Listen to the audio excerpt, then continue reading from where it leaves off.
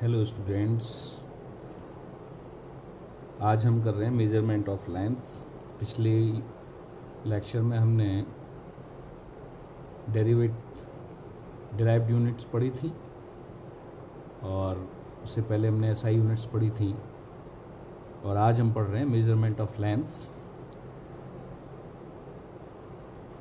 तो आपको बता दें 10⁻⁻5 mm दैट इज़ 0.01 mm से लेकर 10⁻2 मीटर, यानी कुछ मीटर्स तक तो हम जो है डायरेक्ट मेज़र कर सकते हैं।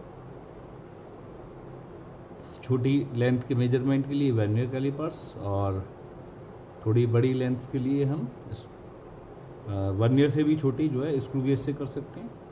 तो वर्नियर की जो रेंज है वो 10⁻⁻4 मीटर तक यानी 0.1 मिलीमीटर तक है, जबकि स्क्रू गेज 0.01 × 10⁻⁻5 मीटर तक। फुट स्केल एक एवरेज लेंथ को मेजर कर लेता है 1 फुट के आसपास। टेप जो है 100 मीटर तक कर लेता है और फुट स्केल जो है, फुट स्केल पे आपने देखा 1 मिलीमीटर से ले के भी डिवीजन्स होते हैं और 30 सेंटीमीटर तक यानी 1 मिलीमीटर से लेके 30 सेंटीमीटर तक फुट स्केल कर लेता है और टेप पर 1 मिलीमीटर से लेकर 100 मीटर तक 100 मीटर लंबे जो खेतों की लेंथ और जो जितने भी प्रोजेक्ट होते हैं रोड वगैरह जहाँ कंस्ट्रक्शन होता है वहाँ पर ये सब यूज़ होते हैं। Bigger distances are measured by indirect method. अब देखा हमने कि डायरेक्ट मेथड से तो सिर्फ यही हो पा रही है, इनसे छोटी 10⁻⁻5 से छोटी और इससे ज़्यादा बड़ी किलोमीटरों में जो डिस्टेंस है, ये सब जो हम इनडायरेक्ट मेथड से करते हैं। इनडायरेक्ट मेथड से मेज़र करने के लिए हमारे पास जो मेथड है, तो एक जो नॉर्मल डिस्टेंस के लिए तो हम जो मेथड यूज़ करते हैं वो है इको मेथड। ये रिफ्लेक्शन से, जैसे मान लो बीच में कोई नदी है, मैं इधर खड़ा हूँ और एक इधर हिल है, तो मैं इको की हेल्प से मेज़र कर सकता हूँ। अगर स्पीड ऑफ साउंड v है और t टाइम में लौट के आ जाती है, तो v × t क्या हो गया, जाने और आने की डिस्टेंस हो गई। तो 2x = v × t, x = v × t/2। ठीक है, तो ये मेथड इको तो एक जनरल नाम है, ये कई तरह से होता है। जैसे एक राडार भी इको मेथड के ऊपर बेस्ड है, सोनार भी इको मेथड के ऊपर बेस्ड है, लेज़र भी इको मेथड के ऊपर बेस्ड है। राडार क्या होता है, इसका पूरा नाम है radio detection and ranging. Radar होता है रेडियो डिटेक्शन एंड रेंजिंग। इसमें ये हमारी जो ये राडार लगा हुआ है, अगर यहाँ से कोई एरोप्लेन जा रहा है तो इससे जाने वाली पल्स इससे टकरा के लौट के आती है, उससे हम इसकी लोकेशन पता कर लेते हैं। तो ये स्पीड ऑफ लाइट से चल रही है रेस, तो 2s = c × t, क्योंकि जाना s और लौट के भी आना s, तो s = c × t/2।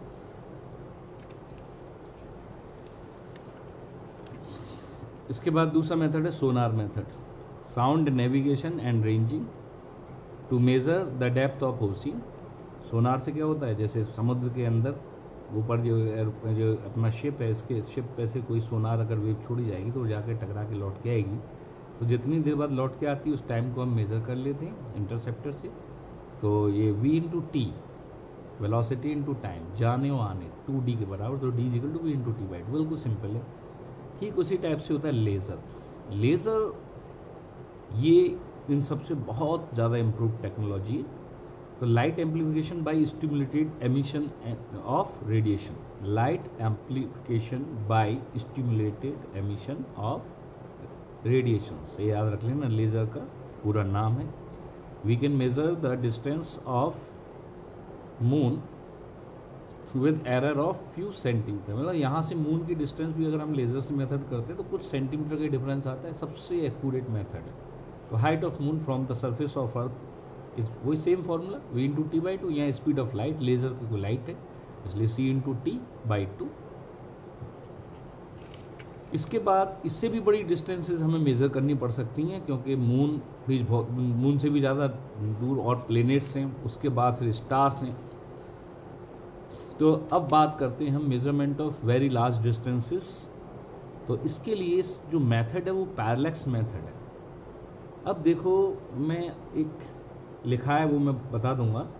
अभी मैं क्या करूं कि सामने एक पेन ले लूं, अपने आंखों के सामने एक पेन की टिप को देखते हुए सामने मेरे दीवार है, तो जब मैं एक आंख को बंद करके देखता हूं तो मुझे दीवार के इस पॉइंट पे ये पेन दिख रहा है, और जब दूसरी आंख को बंद करके इसको बंद करके इससे देख रहा हूँ तो ये पेन की लोकेशन यहाँ दिख रही है, यानी मैं शिफ्ट करते देख रहा हूँ। आप सामने दीवार पर कर सकते हो, एक आंख से देखते हो तो दीवार पर वो दूसरी जगह पर उसके पीछे पॉइंट दिखता है, और जब दूसरी आंख से देखते हैं दूसरी। तो ये जो दोनों लाइन ऑफ साइट के बीच में जो एंगल बन रहा है इसी को हम बोलते हैं एंगल ऑफ पैरेलैक्स। तो फिर distant point is observe from two positions, then angle between the lines of sight of point is called angle of parallax and the distance between two position, और ये दोनों पोजीशन जहां से हमने इसको observe किया था उसको क्या बोलते हैं, basis, B, angle of parallax theta. अब वो एक और बात यहां पर कह रहा है कि ये जो बी है बेसिस, ये डी से अगर बहुत छोटा है तो थीटा भी बहुत छोटा होगा डेफिनेटली। तो थीटा इज इक्वल टू क्या होगा, आर्क अपॉन रेडियस, और ये आर्क की तरह बिहेव करेगा। थीटा बहुत छोटा होता है तो ये स्ट्रेट लाइन भी एक आर्क का ही पार्ट मान ली जाती है, और हम बी अपॉन डी लगा सकते हैं। ये काफ़ी इंपॉर्टेंट मेथड है, 11th के बच्चों के लिए स्कूल में बहुत पूछा जाता है, और इसकी हेल्प से हम आगे मेजरमेंट्स कर रहे हैं लार्ज डिस्टेंसेस के। तो एक क्वेश्चन के फॉर्मेट में मैं देता हूँ, how will you measure the height of planet from the earth. तो हम क्या करेंगे, अर्थ के कोई दो पोजीशन से एक प्लेनेट को देखेंगे, ऑब्जर्व करेंगे, तो वर्टिकल डायरेक्शन से दोनों डिस्टेंस से वर्टिकल डायरेक्शन से ये θ1 एंगल है। थीटा बहुत छोटे एंगल होंगे, आप देखोगे तो ये जो 1 डिग्री है ना, ये बहुत बड़ा एंगल है, ये कुछ मिनट या कुछ सेकंड के एंगल होते हैं। तो हम जैसे ही थीटा निकाल लेंगे तो B upon H, B upon height is equal to theta, तो H is equal to B upon theta, B upon theta हो गया सीधे सीधे। How will you measure the distance of a star from earth surface. अगर एक star की distance measure करनी चाहिए, स्टार इतनी दूर है कि ये एंगल मेजर करना उसके लिए इस तरह से, अर्थ के दो पोजीशन से हम ये एंगल मेजर नहीं कर सकते हैं, क्योंकि ऐसा नहीं है किया होगा लेकिन वो इंस्ट्रूमेंट ही फेल हो गया होगा, इतना छोटा एंगल होगा, सेकंड से भी 1000 गुना छोटा होगा, तो इस चक्कर में वो मेजर नहीं हो पाया होगा। तो फिर उसके लिए ट्रिक ढूंढेगी।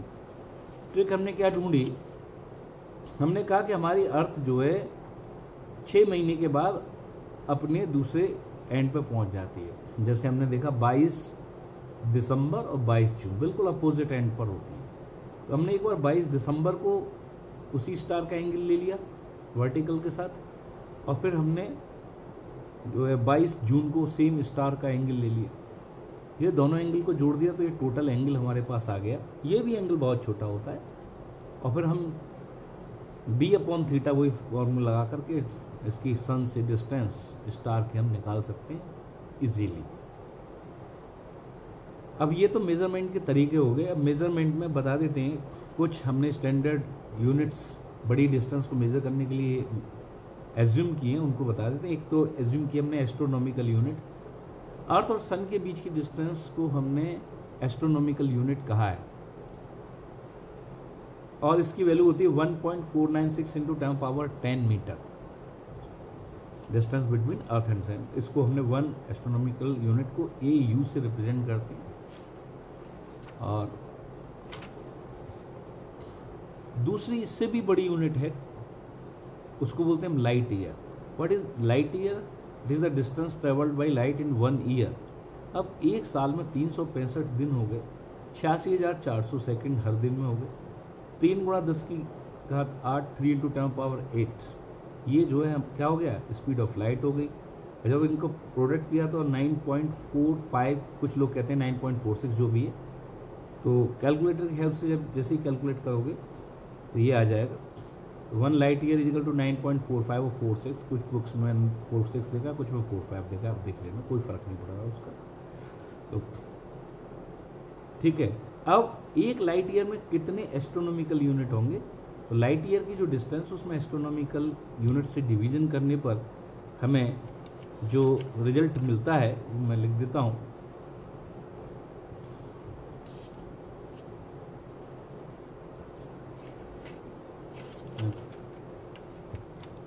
कैलकुलेट किया था 1 लाइट ईयर में, या चलो आप खुद को कैलकुलेट करके देख लेना। तो 6 पॉइंट समथिंग इंटू 10⁵ आता है। 6.3 इंटू 10⁵ के लगभग आता है। सीधा सीधा मैं आपको बोल देता हूँ 1.496 को 1.5 ही मान लो, 15×90 15×45 हो गया। ठीक है, सीधा सीधा। तो 6.3 इंटू 10⁵ एस्ट्रोनॉमिकल यूनिट ये आता है। अब हम बात करते हैं जो सबसे बड़ी यूनिट है बड़ी डिस्टेंस को मेजर करने वाली, उसका नाम होता है पारसेक। ये काफ़ी इंपॉर्टेंट है और इसके रिलेशन दूसरी यूनिट से ये भी इंपॉर्टेंट है। It is the distance of A point, एक पॉइंट की डिस्टेंस, स्पेस में कोई पॉइंट है उसकी डिस्टेंस,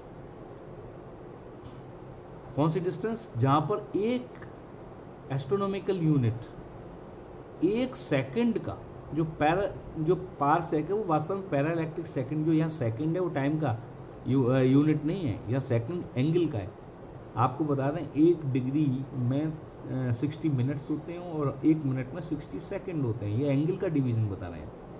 तो 1 डिग्री इक्वल टू 3600 सेकंड्स, यानी 1 डिग्री का भी 3600वां पार्ट होता है एक सेकंड। तो ये अर्थ और सन के बीच की डिस्टेंस स्पेस के जिस पॉइंट पे इतना एंगल में सबटेंड करेगी, उसकी डिस्टेंस को हम पारसेक या पैरालैक्टिक सेकंड बोलेंगे। ठीक है, तो 1 parsec is equal to 1 astronomical unit upon theta, 1.496 into 10⁻10 upon 1/300 3600 into π/180।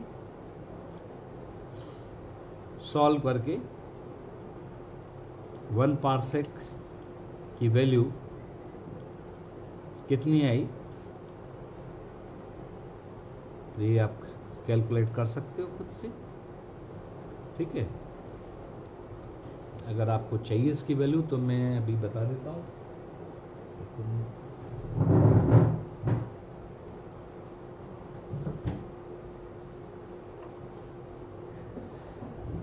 Calculate खुद भी कर सकते हो और मैं बुक से देख के बता देता हूँ, लिख देता हूँ कितनी है 1 पारसेक।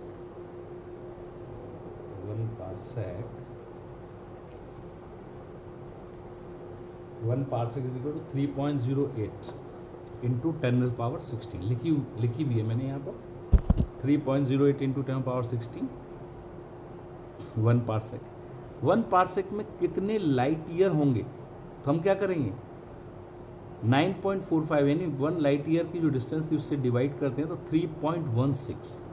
तो 1 parsec is equal to 3.16 light year. 1 parsec is equal to 3.08 into 10⁻16 metre. ये बात है हमें पता होना चाहिए। तो ये लार्ज डिस्टेंसेस का मेजरमेंट हो गया। अगले वीडियो में हम जो है स्मॉल डिस्टेंसेस मेजर करके दिखाएंगे आपको। Thank you very much.